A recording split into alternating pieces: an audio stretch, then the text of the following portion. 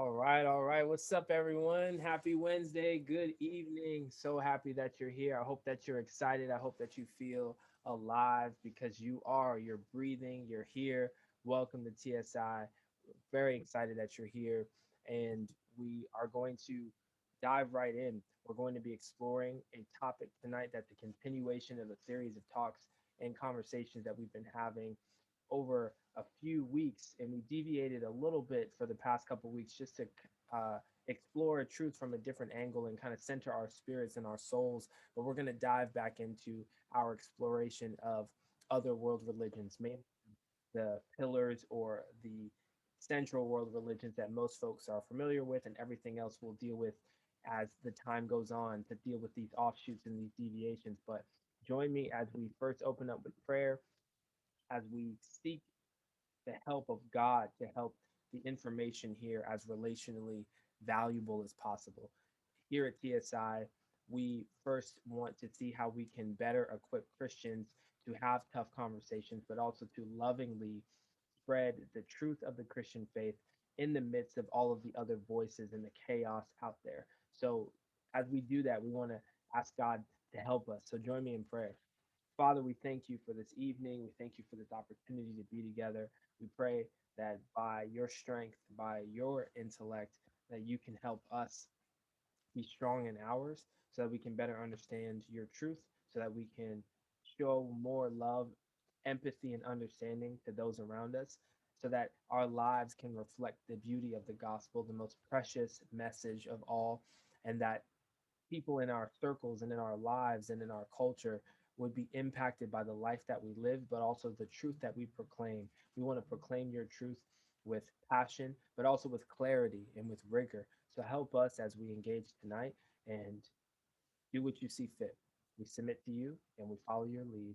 In Jesus' precious name, amen. All right, so as we make the informational relational, always want to be thinking about how we can dismantle barriers to faith.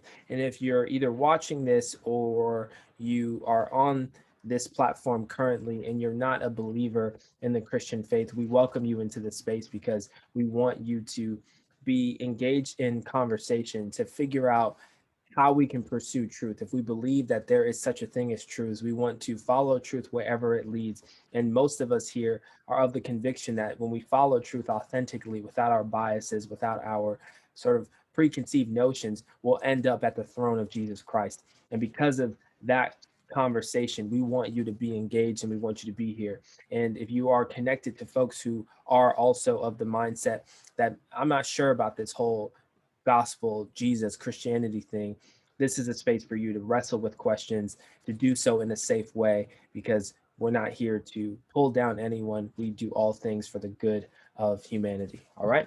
So as we do this, I want to start off with a question. You can just put it in the chat if you're on right now.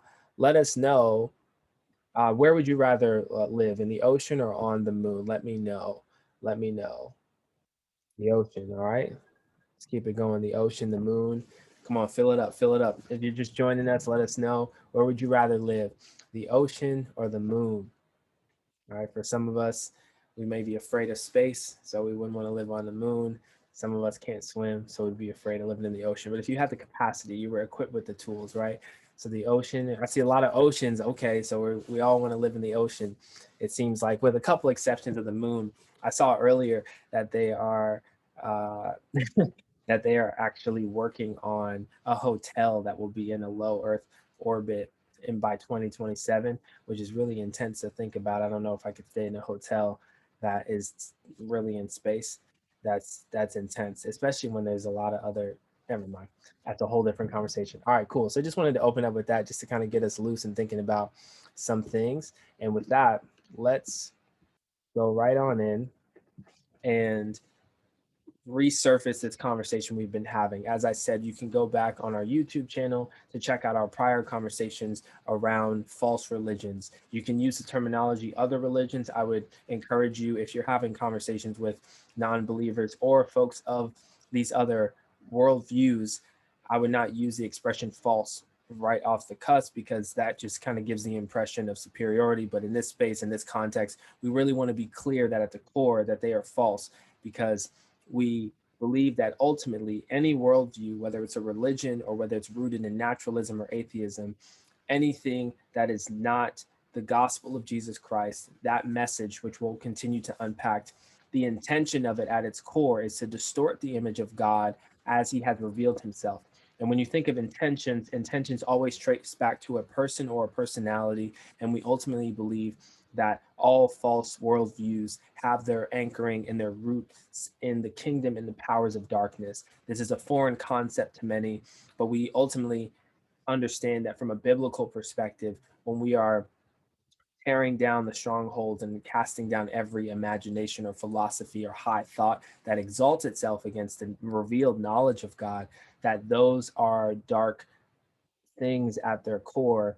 And we want to be invested in understanding how we can tear down those ideas and those philosophies to show that they are not the way to God, because the only alternative to God is not God, and that there's no other way except Jesus as he outlined. So our care is not for the ideas themselves, but more so for the souls of many, because we believe that our apologetic or our defense of the Christian faith has to be saturated with love, care, affection, and empathy for other people. So if you are just a person interested in winning arguments or talking at people to prove and show them how smart you are, you're not in the right game, because this is all about love. This is all about care for the soul. And if you firmly believe in the gospel, you understand that God in the beginning revealed himself to his creation, ultimately through Adam and Eve. And it was through a conversation with the serpent, the devil, that caused them to have a distorted view of God, thinking him to be less than who he was, leading them to sin. And Jesus is the only way to redemption. So tonight we're going to talk under the subject heading "Not Quite Synonymous," and this idea of there being a synonymous value or nature to Christianity, Islam, Judaism, as we already unpacked first, of thinking about uh, the Jewish faith. From an external perspective, you'll hear a lot that these, out of the others, should be able to coexist the most, because we have so many different, so many similarities, excuse me, but that we in this space we're really curious about, well, what is the difference, and does the difference make a difference? And we ultimately looked at that there is a difference, main difference, that makes the ultimate difference. So a lot of people will, from a distant vantage point, say, hey, listen, there's a lot of things that are the same. You're talking the same things, we're pretty much the same, whether it's in camp or outside. But I want to propose a thought to you as I kind of give us some groundwork, and Gabe's going to take us to the next level to look more deeply at this. But it's not quite synonymous, that they're not quite saying the same thing, that they're not quite the same thing in nature and in content. And even when you look up close in shape, it's kind of like when you're distant and really far from two things, they can kind of look similar because they have somewhat of a form. You know, two people are walking, you're in the desert, it's kind of like a mirage, and then you get up to it and you're like, oh, wait a second, this is not what I thought it was, or this is, you all are not the same, right? So we're going to do a comparative analysis to really understand and unpack this. All right, so some things I want you to be paying attention to have answers for by the end of this. We really want you to understand this comparison from these four main buckets, because when you're engaging with other religious worldviews, and we call them worldviews because we believe that they are systematic approaches to viewing the nature of life and reality, that you can compartmentalize them and understand the key ways to engage these conversations. And with the religious worldviews specifically, you really want to understand how to engage in effective conversation internally, but then also externally with other people, from these very helpful vantage points, that you want to understand who are the founders of these religions, because if everyone is saying that all these religions are saying, they all have different origins. So what's the origin of this religion? When did it start? Who started it? How credible are they? So pay attention. I want you to think about who is the founder of these, and then what is their view of God? Because with religious worldviews, the advantage is that you're talking to people and people groups who believe in a divine being. When you're talking with an atheist, you're not quite going to go through sort of the same methodical approach because you're starting with someone who maybe doesn't have any sort of spiritual grounding or assurance at all. But if you're talking with someone specifically who is Islamic, they are a Muslim, they have a spiritual vantage point in which they believe in God. So then it's like, now let's transition to think about, who is this God that you're talking about? What is the view of God? So pay attention to that, because I want you to feast on these questions, and then I want you to have some answers by the end. And then, as we have seen thus far, all major world religions have sacred literature, texts that they submit to, follow, are guided by in some way, shape, or form. And we'll see that when we go further and further to the east, that there's a little bit of a deviation from some of the aspects of the written word and more of these mystical experiences. So what happens when you're across this spectrum of religious expression or belief? What is the sacred literature? Some of you may already know the answer, but I want you to pay attention. What is the sacred literature of the Islamic faith? What is the sacred literature of Christianity? And if you're a Christian and you don't know what the sacred literature is, lift your hands right now. We want to intercede for you, because you just haven't been paying attention. You missed it. Oh my God, you missed it. And that's okay. That's okay. We'll get you right up to speed. But we also want to understand, okay, you call it sacred and I call this sacred. What's the difference? Is there a difference? Is there a commonality? So we're going to talk about them, because they're also in conversation with one another. And then lastly, we're going to want you to be thinking about, what is the means of salvation? How are they thinking about the ways in which we are saved? Because all worldviews agree that there is something seemingly inherently wrong with the world, that there's evil, that there's chaos, that there's suffering, there's something wrong internally, but externally, right? Christianity really points inward a lot. And the further and further you get away, you start to see that there's more of this external, that it's something to do with nature, and it's not us, because I'm a good person. I'm a good person. I'm a good person, right? But when we think about the means to salvation, how are we saved? How do we overcome this evil, this darkness, whether it's within or without? And so I want you to be thinking about these. So write these down, take a picture of them, and then I want you to chew on them as Gabe takes us through some more detail, right? And the first initial question, I just want you to put some stuff in the chat just to see where you're at, to just kind of gauge where folks are. What's the difference between Christianity and Islam from your present understanding? What are, like, when someone were to say, yo, what's the difference? This is all the same, it's synonymous, and maybe you don't think that way. What would you say is the difference, right? What are some differences? So just take a moment right now to throw your answers in the chat and kind of see where you are, and don't be afraid to answer if you feel like you're not completely secure. This is a learning space and environment. We would love to gauge where you are so that we can continue to help build and shape your thinking on these things and to provide more avenues. So just throw in the chat right now what you know, what you understand so far, and then by the end of this, I know that all of us will learn and know more. I got my notebook ready because I'm excited to understand and unpack and learn more as well. So Muhammad, right? Muslims believe in Jesus but don't believe in him as God like Christians do. Okay, some differences. Christianity, you're saved by grace through faith. Islam believes that you're saved by works. Examples, praying 5 times a day, etc. Okay, cool. So there just seems to be this distinction in person, the personhood of Jesus, the deity of Jesus, but also salvation in the ways in which we're saved in this religious system, the existence of a Trinity, Islam, Muslim being, Muhammad being, I'm sorry, being a messenger rather than the son. Okay, Jesus, right? Is this a messenger rather than the son? Cool. So continue to fill up the chat with things that you know, and I'm going to share just a quick framework, and then Gabe's going to just kind of elaborate from there. But we've been following this framework when thinking about these religious worldviews to kind of help us contextualize these conversations that we're going to have, and as we kind of delve deep, because as we pointed out in the beginning of this conversational series, we're not trying to uh, dismiss or really apathetically approach these conversations. We're not interested in making blanket statements. We understand that just like within Christianity, there are many different types of beautiful, colorful people and understandings of the religion within the umbrella. So we're not going to make statements and push to not make statements that just kind of blanket all of them, because even when you start to study a little bit more, which we encourage you to do, this conversation is really just going to help you understand the foundational things and kind of look at them at the surface, and then the deeper dives on certain aspects that we want to highlight.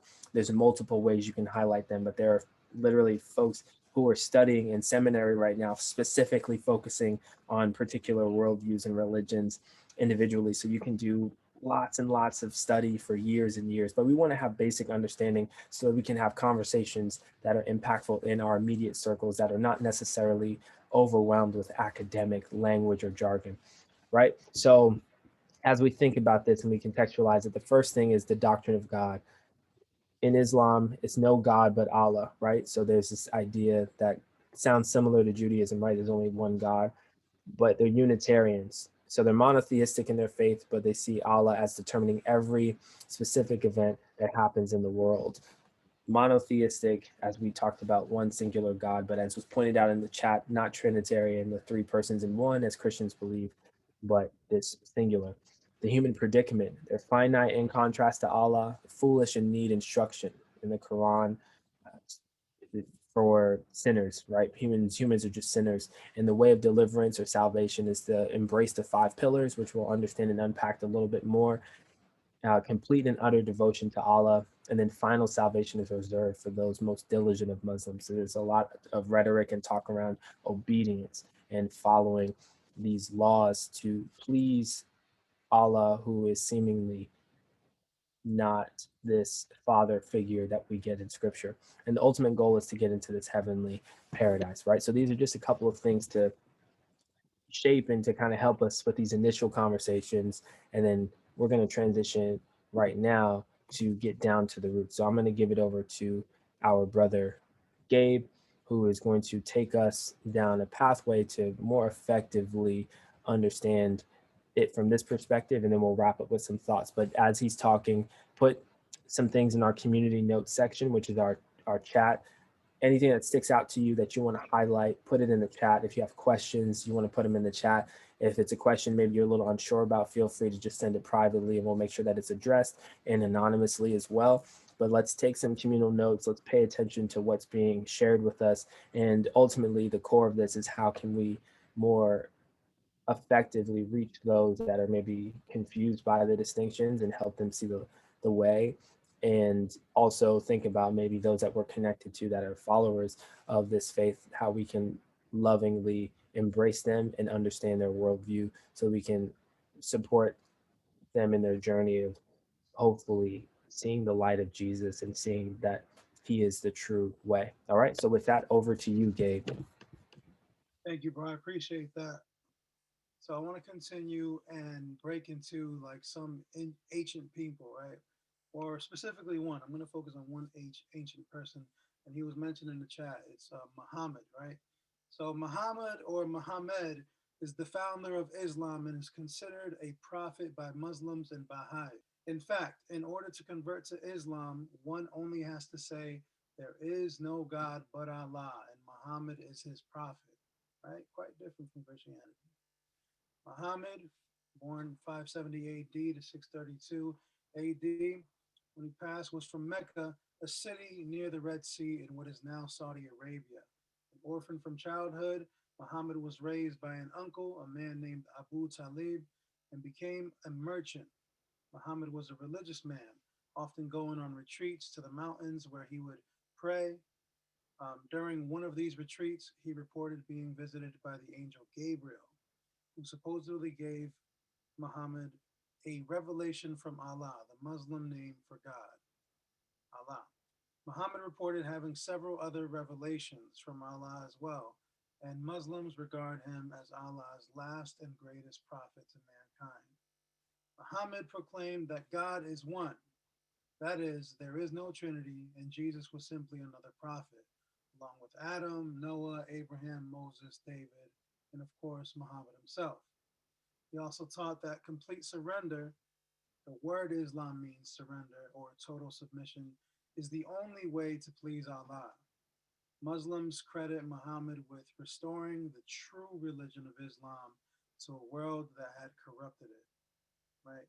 And so if I'm finding all this stuff, my sources for this is Got Questions. Check Got Questions out for any questions that you guys might have. Once again, do deeper research, right? I just want to let you guys know maybe an ancient person from this, and then we'll go into some ancient books here. We're going to go into the Quran right now, which was mentioned earlier in that video we just watched. Something significant was that the Quran was completed so much later than the scriptures, Christian scriptures, which is something I definitely want you guys to look into. So, one of the holy books, or the holy book, is the Quran.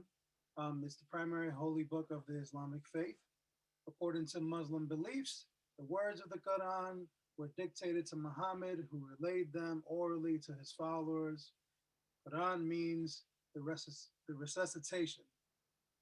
Um, this message was delivered by Muhammad approximately 600 years after the earthly ministry of Jesus. Islam considers the Quran to be the perfect, eternal, beautiful message of Allah and the only necessary proof of Muhammad's status as a prophet. The words of the Quran were kept in purely oral form until after Muhammad's death. At that time, the text was assembled into writing through the efforts of several early Islamic leaders. The Quran is shorter than the New Testament of the Bible, but according to Islamic theology, it can only be truly understood when read in its original Arabic dialect. Islamic theology is based on both the Quran and various oral traditions collected over the centuries. The central message of the Quran is that mankind has drifted from the truths that Allah presented to men like Noah, Abraham, Moses, and Jesus, per Muhammad. Man has corrupted the words and message of Allah. This particular recitation is meant to be the final authoritative statement from Allah to mankind. Man is called on to submit to Allah. The word Islam literally means submission, as we learned before. Muslims are also commanded by the Quran to follow Allah's instructions to employ various methods of struggle, jihad, to spread this submission worldwide. After Muhammad died, survival of his message was entirely reliant on the Hafiz, men who had memorized the entire Quran, and Qurra, men who had memorized large portions of the text and were adept at reciting it. These sources rapidly dwindled. The Islamic Empire's rapid military expansion resulted in many Hafiz and Qurra being killed in battle. In response, Islamic leaders began the process of recording the Quran in written form. This involved the memory of the remaining Hafiz as well as collecting various written fragments. The result was a single manuscript kept by the leader of Islam, Caliph Abu Bakr. However, as Islam continued to spread, variations within the Quran began to arise. This was due to continued oral memorization, alternate writings on leaves and bones, and differences of opinions between Muslims on what Muhammad had actually said. These disagreements were serious enough to spark violence. The succeeding caliph, Uthman, ordered all written copies of the Quran, including scraps, to be collected. These were given to a panel of scholars who were tasked with determining the correct words and pronunciations. Afterwards, Uthman sent a single copy of the written Quran to each of the major regions in the empire and ordered all prior copies in all forms to be destroyed. And don't you hate when they burn books? The entire process was completed within 30 years of Muhammad's death. Now, all the information that we've been through today can be found on Got Questions. I definitely implore you guys and encourage you to do some more digging, especially if you feel tugged at your heart to reach out to someone who's practicing Islam. Definitely have your ducks in a row. I would say you need more than what we learned today to really dig in, but all you need is what we learned today to have an understanding, a basic understanding, right? So I'm going to finish this off with another video, a third video, and it's how to share our faith with Muslim. All right, sir. Thank you as always. So as Gabe beautifully put, this is just enough to have an understanding. And my sort of my final admonishments and encouragement to you is that regardless of your aims, even if they are really lofty and academic and you really are passionate about these things, which I know a few folks in my life that I've met that are really passionate about learning about these worldviews so intensely that they can have high level conversations. This is still for the relational value of conversation, and something that I want to share with us as we transition is that, just as Dr. William Lane Craig said in that last video, what you'll see is that the more that you want to have robust conversations about other worldviews, other religions, other counter arguments, the more you'll find that your strategy or your war tactic is not to study them more, but to study Jesus more. The more that you study Jesus, the more that you'll be equipped. It's almost as if you can have all the knowledge for the evidence of Jesus, his death, his resurrection, and that alone covers a lot of ground of other worldviews and religions, because Jesus made himself by the power and the glory of God the Father, positioned him as the center point and the focal point of history, to where you can kind of reconcile some things that maybe this person said and that person said, that although they're different, it's like, yeah, both of those things could be true. But Jesus made claims and did things that were so definitive that it's either that way or it's not. He left no room for the both and. So my encouragement to all of us on here is know your faith more robustly. Study scripture more robustly. Study the evidence for Jesus more robustly. And I agree with Dr. Craig when he says to not make a big fuss about attacking their prophet. However, I do want to point out some things in the context of this space, just for your awareness, to show and contrast the glory, the majesty, and the perfection of Jesus. Because in order for him to be the perfect sacrifice for our sin, we have to understand that he was perfect, right? So, in contrast, a couple things that I just would like to highlight. So, Muhammad, if you notice that this revelation, the Quran, this ultimate revelation of Allah, is contained by this admonition and celebration of the singular figure who was there at the time to reveal it, which is Muhammad, right? He's a human being. He never claimed to be God in the flesh, but he is a singular prophet who says, I'm the greatest and the ultimate and the final prophet, and God has given me everything. Jesus, in contrast, although he is the word incarnate in flesh, although he is God in human form, he chooses to make himself known and validated by a cloud of witnesses. So, look in contrast, the one that actually has all power and authority does not hog or possess all of that power and authority, but he spreads it out. He chooses not to come at the beginning of creation. He waits for a very long time, lets other people be born, other people have position, other people get promises, other people be a part. There's so many figures that are involved, other human beings, these other prophets, many other names. It's like, wow, how magnificent does that reveal the character of God, that he is all powerful, but he does not wish to be so dominant over his creation, but he involves and engages them. So it's the difference between one person kind of going in the back and it's like, yo, I have everything. And it's like, I'm gonna share it all with you, but it's just through me. Jesus is like, I'm the ultimate revealing figure, but I can point. Look at what Moses said. Look at what David said. Look at what this person said. Look at me revealed through Esther. Look at me revealed through this person and that person. That makes the argument that much bigger, that he's showing how definitive he is, right? So it is a valid point, right? And also the difference between uh, a prophet versus God. Jesus is a prophet, but he's priest and he's king. He's all of those things. Muhammad just claimed to be a great prophet. So that's a really important piece. What else does it mean that uh, a big piece of the core of Muhammad's teaching and his lifestyle, as Gabe pointed out, was through dominance and violence?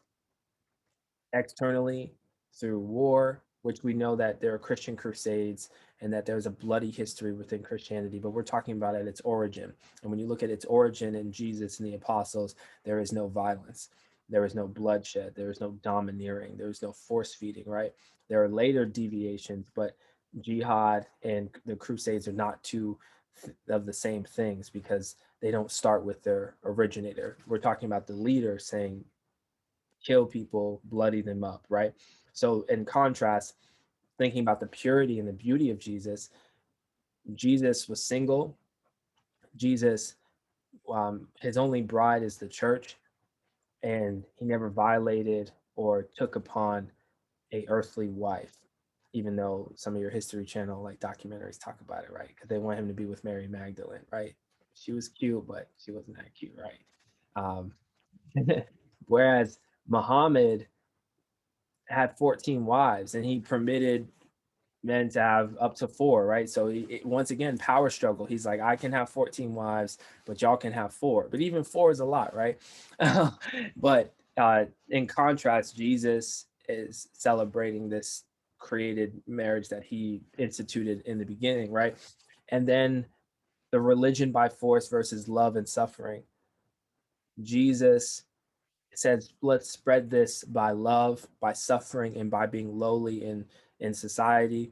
Muhammad says, spread this and do so by force and slit the throats of unbelievers.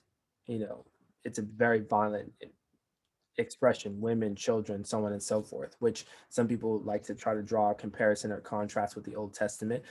However, those those contexts are different because the children of Israel were conquering land not for the purpose of spreading their faith or converting people. It was for geographical expansion because God was using them to execute judgment on the wicked and to set up his people for the Messiah. So they're two different things. On the surface, people might say that they're the same, but I'm also quickly pointing out these things. You can do more study, but they're important to know.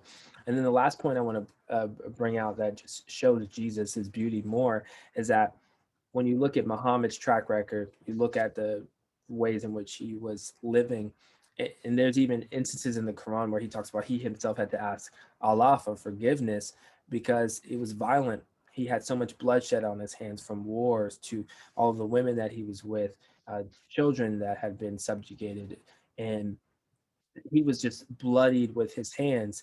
However, Jesus, in contrast, is sinless and he's bloodied and he's the one violated. He's the one bruised. He's the one suffering. And when you think about the glory and the majesty of Jesus in this message of the gospel, we have to anchor it, as he said, on Jesus.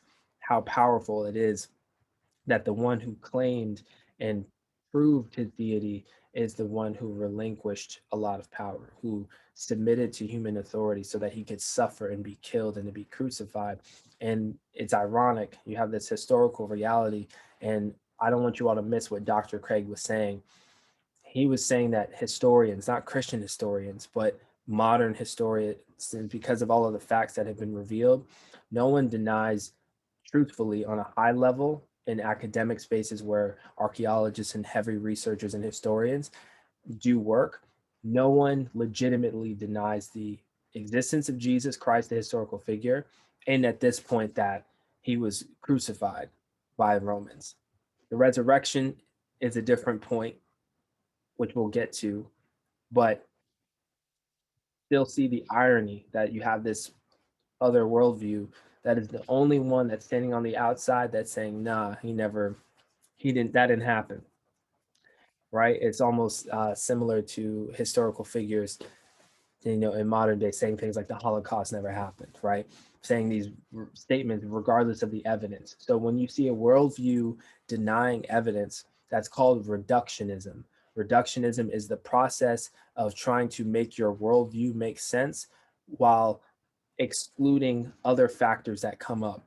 If you notice historically, no matter what new scientific advancements come, no matter what new information comes, none of it actually contradicts the Christian faith. It just expands our understanding of the Christian faith, and it also validates the claims of Jesus and validates the sovereignty of God. Whereas in these other worldviews, when you have new things come up that sort of contradict the experience, instead of accounting for it, they say, well, let's just leave that out. Let's just pretend like that's not there. As a Christian, you have the liberty to not have to pretend like certain things don't exist. They're real, they're powerful realities. And how do we lean into them? So, once again, the focus of tonight is to see that there are many key differences, that they're not quite synonymous as people might say from a distance. And on top of that, your key focus point must be on the majesty, the power, and the historical reality of Jesus, because he is the anchor of our worldview. What did Jesus say? And did what he say match up with who he was? And if that's the case and his work checks out, then you're good to go. So the message is rely on Jesus, focus on Jesus, study Jesus, and everything else will sort of make sense from there. All right. So with that, as we pointed out a little bit earlier, I know where everyone's sort of super engaged with the information and the content. We want to use this last little bit of time to throw out some things in the chat. If everyone can just take a moment right now to write down something that's sticking with you that you're going to take away from this space, or a question that you have. And we're going to get back to the initial questions that we instigated in the beginning, and would love for a couple of people to volunteer to share their responses, not so much just for retention of like, oh, you were listening, but more to see if it like really hit home for you. So take a moment right now to put in the chat any questions that you have, or some things that you're going to really carry or take away with you from this conversation.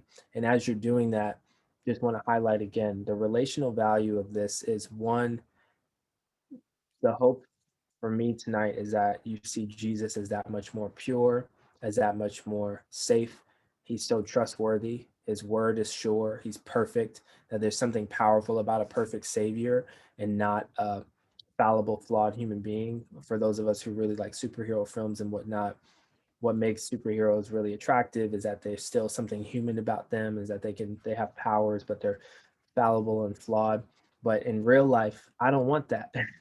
If I don't you can't be like me in order to save me, because then there's a chance that you may go down too. But how strong of an anchor is Jesus, who who lets us know that sin can't touch him, death can't defeat him.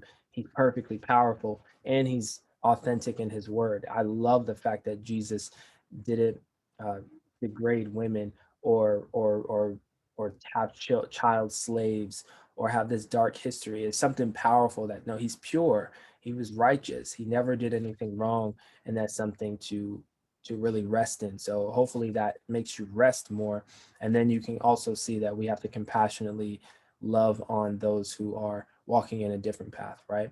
So just to lift up a couple of things, Glory, I'm so glad that you know what Islam is, and at some point, if you're comfortable, would love for you to share what you learned, and then also want to lift up another comment. Something that stands out to me is that there were so many variations of the stories in the Quran, which is further proof that it's not from God, right? Yeah, these variations, that there's this idea is that once a human being starts something and then human beings are invested and involved, then it starts kind of getting to all these discrepancies, which we can also authentically acknowledge that within Christianity there are similar type of debates and conversations, but we don't root those in the origin. We root those in the fallibility and flawed nature of humanity, right? So there's a distinction back to what Muhammad said versus like Jesus is a sure, firm foundation, but there are different denominations within the Christian faith that disagree on semantics that are really more now more doctrinal, or more rooted in the ways in which they function as church people, right? But the core tenets of the faith, the basics, are really clear. All right. The authenticity of the life of Jesus. Yeah, isn't it powerful that he was authentic, that there that he's our champion, he's our king. You like study him, which is why I said it a few weeks ago. But part of your devotional life, not mandating this, but just saying that I think it could really help, is that if you always include some readings from the gospel, just to be reminded, not just to describe the work that he did, but who he was as a person, how he responded, that it really impacts me to think that he was surrounded by sin and death and decay. It never infiltrated him, but he was able to bear it himself and defeat it, but also the way that he loved the people around him, and that he chose not to come as this reigning king, but that he's going to, right? So he's a really, really powerful figure that we can put our trust in, right? Never was there a more solid savior. Yeah, he's the ultimate one, right?